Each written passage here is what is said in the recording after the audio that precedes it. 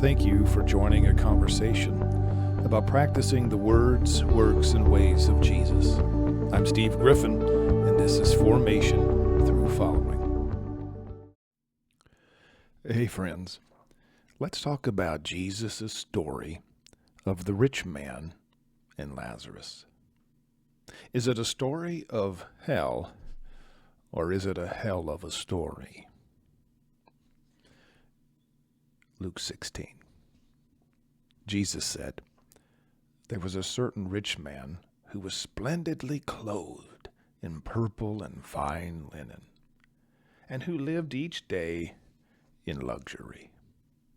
At his gate lay a poor man named Lazarus, who was covered with sores. As Lazarus lay there, longing for scraps from the rich man's table, the dogs would come and lick his open sores. Finally, the poor man died and was carried by the angels to sit beside Abraham at the heavenly banquet. The rich man also died and was buried, and he went to the place of the dead. There, in torment, he saw Abraham in the far distance, and Lazarus was at his side. The rich man shouted, 'Father Abraham, have some pity. Send Lazarus over here to dip the tip of his finger in water and cool my tongue. I am in anguish in these flames.' But Abraham said to him, 'Son, remember that during your lifetime you had everything you wanted, and Lazarus had nothing. So now he is being comforted, and you are in anguish. And besides, there is this great chasm separating us. No one can cross to you from here, and no one can cross over to us from there.' The rich man said, 'Please, Father Abraham, at least send him to my father's home, for I have 5 brothers, and I want him to warn them so that they don't end up in this place of torment.' But Abraham said, 'Moses and the prophets have warned them. Your brothers can read what they wrote.'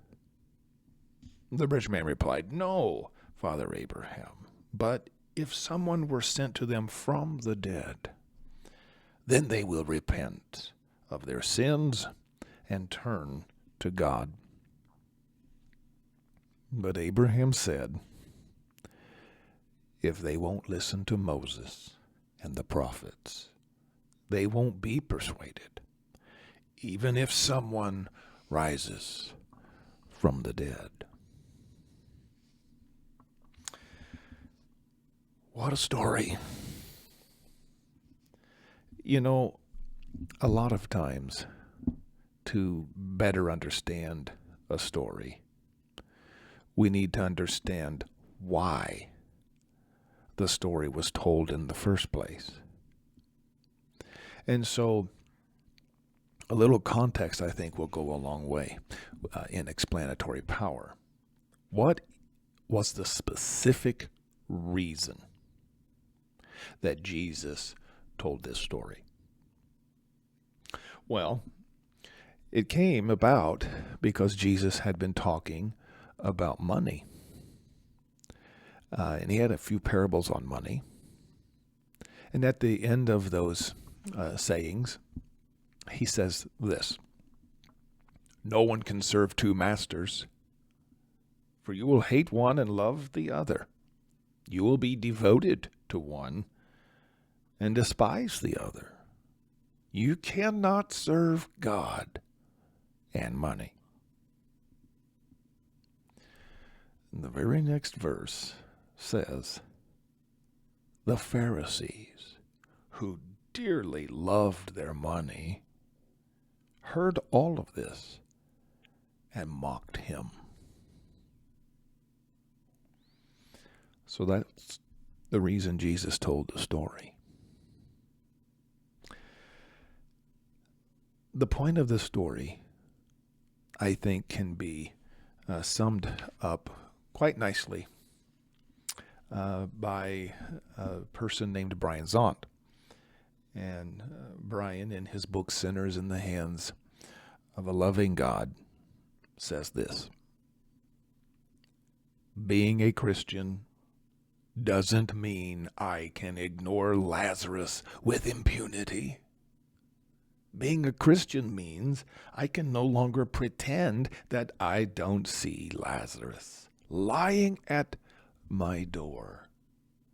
Jesus teaches me that ignoring Lazarus is the road to a hell of a tormented soul, and I don't want to go there. So, the point of the story is how we're using our wealth and how we're treating Lazarus. So, please don't interpret this story literally, as though it's a voyeuristic view of hell. If we appreciate the purpose of the story, this will help us recognize the point of the story. Having said that, I do have a few observations. First, death isn't the end. And second, hell isn't the end. The future is Jesus. The purpose of hellfire, which is a metaphor, is purification or refinement. The white-hot flames, again, a metaphor, of God's love that can pain us profoundly. These white-hot metaphorical flames of God's very real love, they burn away all impurities, all things that smother the spark of the divine in us. When all our dross, and what do I mean by dross? I mean things like hate, anger, fear, wounds, delusions, and deceptions. When all of these things, all of this dross, is lovingly burned away, we will come to our senses. We will return to our Father, just like the son in Jesus' other story, the prodigal son. We will return to the Father when all of these things are burned away. Free will finally be truly free. You see, God saves humanity, not by overriding or coercing the will, but by liberating it. What if the final picture is Abraham, Lazarus, and the rich man feasting in the Father's house?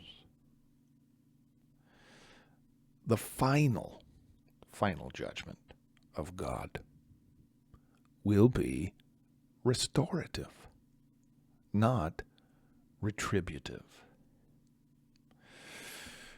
In the end, all will be well. And if all is not well, it is not yet the end. But whatever your view of judgment and hell, whatever your view of that, the point of Jesus' story remains. How are we using our wealth? What are we doing for Lazarus?